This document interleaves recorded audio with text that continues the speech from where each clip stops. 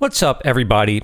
Someone had a question in the comments of my last video, essentially asking, how do I find deep value stocks? And it's a question I've gotten several times before, so I figured I would just answer it in a video. Now, let me start out just by stating the obvious. There are thousands and thousands of stocks out there, almost 10,000 stocks just on US exchanges, and then there's all the foreign exchanges. You can't do a deep dive into every company in the world. You need a way to filter the massive universe of stocks down into some that you want to check out, that you want to look at. And then you also need to be able to just quickly eliminate stocks in just a few minutes. You look at a company, and if I see a company and it's trading for maybe 20 times sales, it's barely profitable, it's in an industry I'm not familiar with, I'm just going to eliminate it. It might be a great investment, and I'm going to pass up tons of companies by doing this, but that's just the nature of investing. There's thousands of companies we're not going to invest in that are going to be decent investments. But I think my time is probably better spent not looking at that business trading for 20 times sales.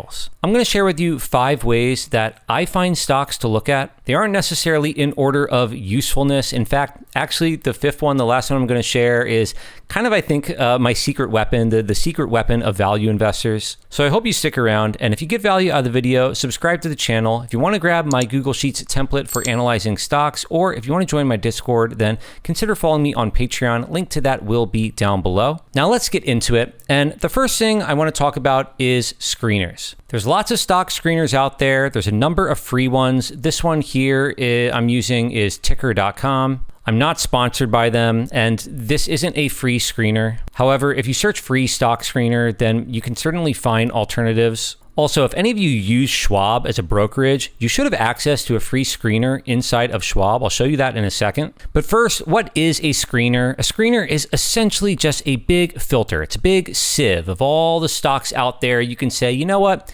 I only want to look at stocks that are at least, have a market cap of 200 million US. I only want to look at the stocks where their forward market cap to free cash flow is between 0 and 10. So essentially stocks where they're trading for a free cash flow yield of over 10%, where the forward price to earnings is less than 15. You can filter for all sorts of metrics. And I should just say, there is no magic filter that will give you stocks that are buys. It doesn't exist. You can search for cheap stocks, but a lot of times you're going to find stocks that are cheap for a reason. And if you're searching for dirt cheap stocks, like stocks that are trading for, 3 to 4 times earnings, a lot of times you're going to find stocks in very cyclical industries where they look cheap, but that's because the earnings are at a cyclical peak. The earnings are so high because the commodity that this company is profiting off of, it could be oil, it could be iron ore, or whatever it is, that commodity could be priced extremely high in the moment.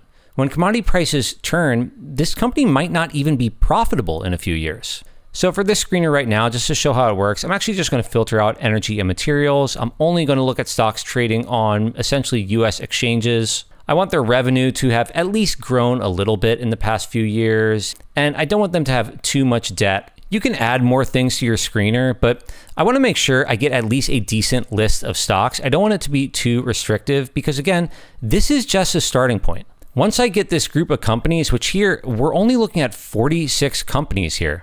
This is just the beginning. This is a list to now go through and look one by one. And actually, you're going to see some familiar names in here. Stoneco, Lyft, Pinduoduo is here, Kaspi is down here. So, definitely some companies that I like, that I've looked at, that I own. But when we get this list, this isn't a buy list. This is a list that I would have to go one by one and look at these businesses. So for example, this company, AERO. I recognize this name because someone actually suggested this company in my Discord a few months ago. So I know that this is a Mexican airline company, and it looks like the stock has dropped down quite a bit. I might go back to Discord and see what that user thought was appealing about the company here. Obviously, trading for 6 to 7 times forward earnings, 3 times forward free cash flow sounds extremely cheap. But the more you know about a sector, the more, as you're going through these financials, it should be prompting questions that you're going to want to ask and try to answer. Like, I'm just looking here, I see their operating margins. They have double-digit operating margins. That's that's really high for an airline. I know that airlines typically run operating margins in the mid to high single digits.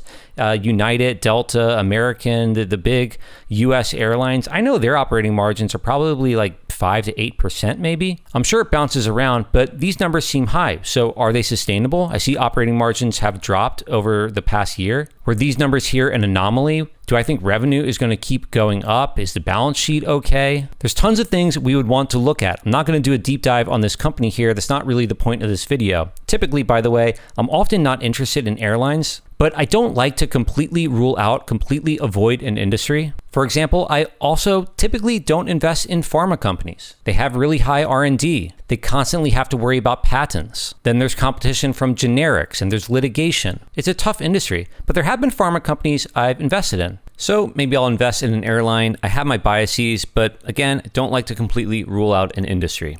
Now, I want to just show you Schwab's stock screener because Schwab is a pretty common brokerage, and some people don't know that they have a screener within their research tools. You can save a bunch of your own screens. So, for example, I have screeners I've made for wide moat companies, magic formula, which is basically cheap plus quality, cheap and growth. Let's open up this one, Rule 1 potential. Here, I'm looking at companies that have grown their revenue and earnings at least a little bit over the past 5 years. They're trading for less than 15 times cash flow. Unfortunately, Schwab does not have a free cash flow yield or price to free cash flow. They're using operating cash flow here, but every screener is a little bit different. Less than 20 times earnings and with at least an acceptable return on invested capital, which you can think of as a measure of quality. And I also removed some sectors here that I just don't want to look at. And again, you're going to get a whole bunch of companies to go through. There really is no substitute for just going through these businesses one by one. We see on this list, by the way, Global Ship Lease. This is a company that I found a couple years ago through a screener. Now, when you screen for cheap stocks, you are going to find a number of shipping companies. There are tons of shipping stocks out there that deserve to trade for very cheap multiples. They often have very poor corporate governance, almost a complete disregard for their shareholders. However, when I looked at Global Ship Lease, I found a lot of things that I liked. And when your thesis on a dirt cheap business works out well, you don't even need the market to really appreciate the company to have excellent returns. We've more than doubled our money on this, and it still trades for, just roughly 4 times earnings. So you can definitely find great companies through screeners, but I actually think it might be the least useful of the 5 filtering methods I'm going to talk about. So let's move on to number 2, the second way that I like to find deep value companies, and that is just go over and look at Morningstar's 5-star list. Now again, like with all these methods, this is not a list of buys. This is simply a list of companies that some random analyst at Morningstar thought were a good bet. You are probably going to disagree with them 90% of the time. But I think it's a good starting point for at least a short list of stocks you can look at. And once again, if you have Schwab, you have access to this list for free. Just put in Morningstar rating of 5. I have no other filters on here. I just have things like price to cash flow and price to earnings up so I can see what they are, but it's not actually filtering for anything else other than Morningstar's 5-star rating, and we see that there are 57 stocks. There's going to be some names you recognize: Kohl's, Fiserv, Lululemon. And once again, there is no substitute for simply going through the list one by one. And often when I do that, I'm going to come to a different conclusion. Campbell's Soup, they think that this is a massive buy. I looked at this stock at the beginning of the year, and I really did not think it was that cheap. I thought there were a number of better options out there in the industry. However, I'd imagine if most investors just went through these 57 businesses, they'd probably find at least a few that they'd never heard of that they end up thinking these look like pretty decent bets, and then you're going to want to follow the companies. You're going to want to read through the earnings transcripts, look through their financials. So I think this method is pretty self-explanatory. Let's move on to the third way that I like to find deep value stocks. And number 3 is I just look at what other people are buying. Maybe there's some channels on YouTube that you like, that you get ideas from. Maybe some of you have gotten an idea from my channel. But one resource that is just free public information are 13Fs. Certain funds are required to disclose their holdings. So every quarter they have to file a 13F, and you can go look if you want to know, what is Seth Klarman buying? What is Berkshire Hathaway buying? I might do a video specifically on 13F soon, so we won't take a look at a bunch of portfolios here, but I've actually gone through and downloaded all roughly 8,000 13Fs that are on the SEC's website. I compiled some data that I think is kind of interesting. What we're looking at right now, by the way, shameless self-promotion. This is my website. At some point, I need to just take a week or two and get it fully functional so that anyone can just go to deepvaluehunter.com. But if you are a Patreon member and you have access to my Google Sheets template, you also have access to this website. And you can go in and see, hey, you know, what is Seth Klarman buying? And this quarter, he was buying some of Amazon, a new position in CME. Here's a company I'm not familiar with, AXTA. They are focused on the sale of advanced high-performance coding solutions. I have a lot of respect for Seth Klarman. This might be an interesting business to look at, about a 6% free cash flow yield. Something else that I think is actually really useful to do with 13Fs, if there's some company that you're really interested in or you really like, if we just go to maybe Monish Parai's 13F, we see that he's bought Kaspi in this quarter. Now, Kaspi is a large holding of mine. So on my site, if you just go over here to ownership, you can actually see what funds are making big bets on Kaspi. We see here Randmore Fund. Kaspi is a 6% weight for them. I don't know who this fund manager is, but if they have a high weight in Kaspi, maybe they're looking for slightly unconventional value plays. We see they own H&R Block, FactSet, Comcast, GoDaddy. These are businesses that I've actually taken a look at recently. Some of the new buys include Zoetis, Intuit, Pinduoduo. So possibly this is a manager who's working with about $1 billion who might have a similar style to things I like to look for. And if they have a company like this one here, SBH, Sally Beauty, I don't know this business. Maybe this could be a company I might want to look into. And actually just first glance, just looking at my website here, it's trading for roughly 8 times earnings, massive double-digit free cash flow yield. I'm guessing they sell beauty products, but this might be the point where I would want to just go over to their website. Let me click their website right here. That takes us to the investor relations. I wonder if they have a presentation I can look at. And actually, yeah, they do. Investor presentation right here. So I don't think we'll go through this in this video, but here's how just with 13Fs right now, we found a company that I wasn't familiar with that now, you know, I'm curious about. I want to just look into this business. And by the way, I should also mention maybe just a bonus way of finding companies that are interesting. When you're looking at a business, go look who their competitors are and look at them as well. If you go through Sally Beauty Holdings and you end up deciding, you know, this looks like actually it could be value here. This looks like a reasonable business I want to dive more into.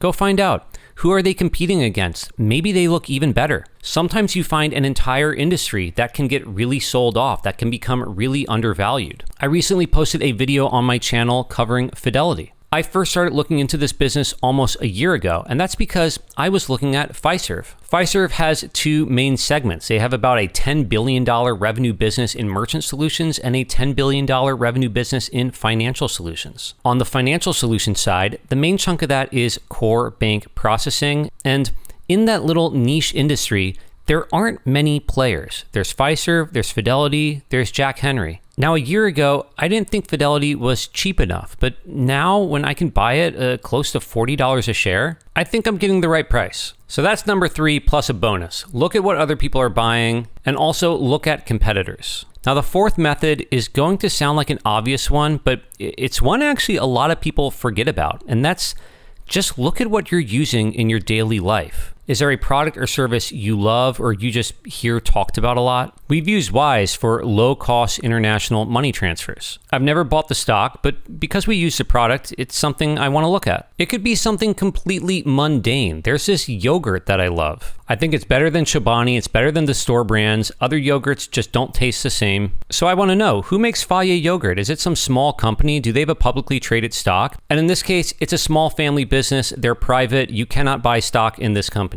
But you'd be surprised the number of times just some everyday product around you, it's made by a business where you can go and look at their financials. Maybe you'll find it's a decent investment. Deckers. I started looking at this stock simply because I had a pair of Hokas and I liked them. I think it's reasonable value at these prices. I've talked about it before on the channel. We probably should look at it again. I have never bought the stock, but it came on my radar simply because I like their products. And that brings you to the final method I'm going to talk about in this video of how I actually find deep value stocks. And I really think the 5th way here is a secret weapon that I'm shocked more people don't talk about.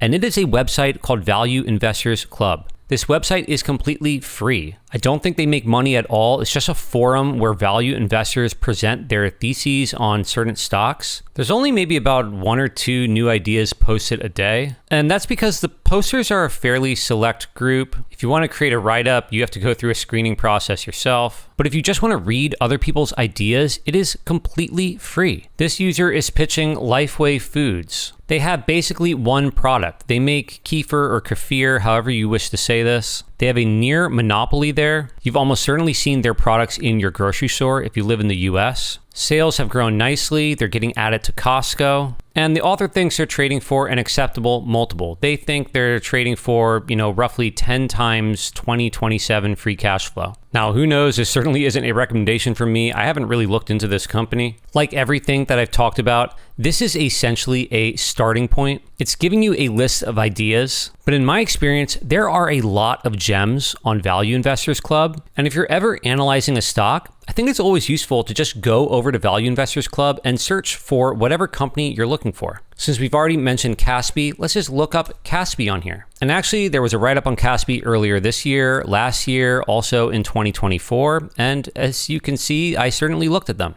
So with that, I think we'll end the video here. I have no affiliation to any of the sites or tools that I've talked about in this video, with the exception, of course, of my own website. This is just what I found has been helpful and has worked for me. There are thousands of sites out there that claim to give great stock ideas. And if there are some that you have found particularly useful, put them down in the comments below. I'm sure other viewers would want to know what tools you use and you find helpful. But if you got value out of this video, subscribe to the channel. If you want my Google Sheets template and access to this website, or if you want to join my Discord, which, hey, by the way, speaking of places where you can get ideas, there certainly are investors presenting stock ideas on my Discord. So another shameless plug, but if that's interesting to you, link to my Patreon is down below. Let me know your thoughts in the comments, and I hope to see you all in another video.